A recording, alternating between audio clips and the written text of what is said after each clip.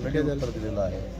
एखादी वाईट गोष्ट घडली की ती माझ्यामुळं घडली आणि चांगली घडली की त्यांच्यामुळं घडली, अशी प्रथा पडलेली आहे. मला काही याच्यामध्ये इंटरेस्ट नाही. आणि राजन साळवी हे काय म्हणजे प्रतिस्पर्धी नाही. त्यांना रोखण्यासाठी काय ती काय ECB काय ACB ACB बघा, ज्याचं नावच मला माहीत नाही, तिथं मी दबाव वाढण्याचा प्रश्न येतो का? त्याच्यामुळे हे सगळं वातावरण निर्मितीसाठी सगळं चालू आहे.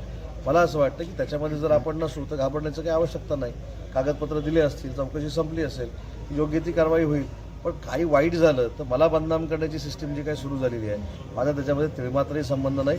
आणि राजन साळवीने हे जर साबित करून दाखवलं तर कोण काय करणार ठरवून घेऊया.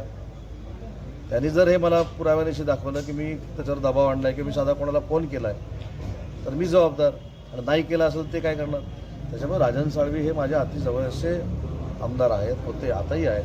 सांगताना ते कायमस्वरूपी असं सांगतात की मी मोठा भाऊ आहे, किरण तो नंबर